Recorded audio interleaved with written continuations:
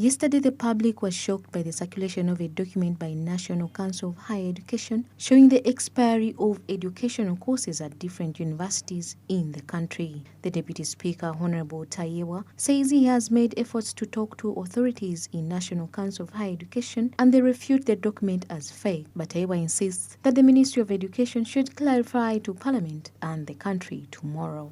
Because what we need now is to reassure Ugandans that indeed those who are educated, their courses are okay. Their courses are okay. If they are not okay, what are you going to do about it?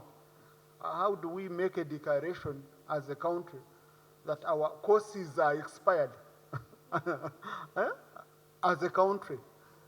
You know, it's so scary, so it needs to be handled seriously.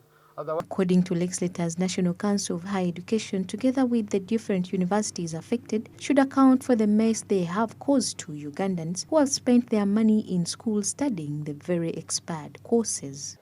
It is the public universities, and these public universities hold the greater number of our students who enroll through those institutions. So it is an issue of worry, but we want to believe that this will really be sorted out. We will want to know who slept on the job, whether it is the universities and the heads of those faculties and the programs, but also National Council of Sports, National Council of Higher Education, should have been fast enough to remind these institutions that have not yet accredited their programs to do so. Now, what will you tell the students who are now out there looking for jobs? They have been in the streets for the last few years and are expecting, and then today they are told that whatever you got from that institution, you have to start afresh. This is going to be a very big challenge. And to mention the list, you pay tuition fee, and some pay even hostel or accommodation fee, plus feeding and other essentials you use as an academician.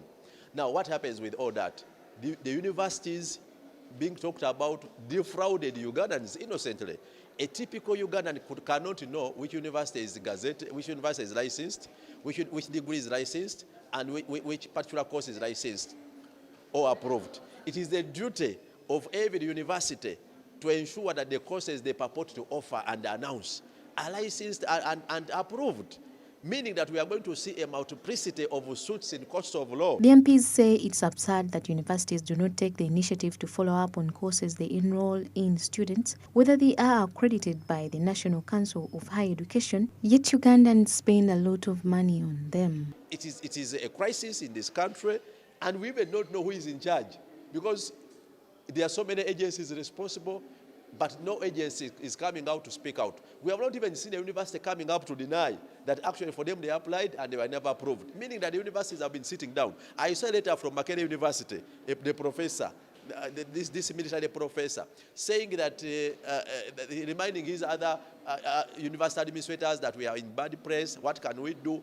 But I didn't see them mention that they applied for accreditation of their programs, meaning that the universities and the relevant administrators must take charge. They must be accountable for all this mess. Parents have committed resources, have educated children, and surprisingly today, you're told that the qualification your child has is now suspect because it did not have the approval of the regulator, and it is as good as telling you that we are not aware of that degree, we are not aware of that diploma, we are not aware of that master's.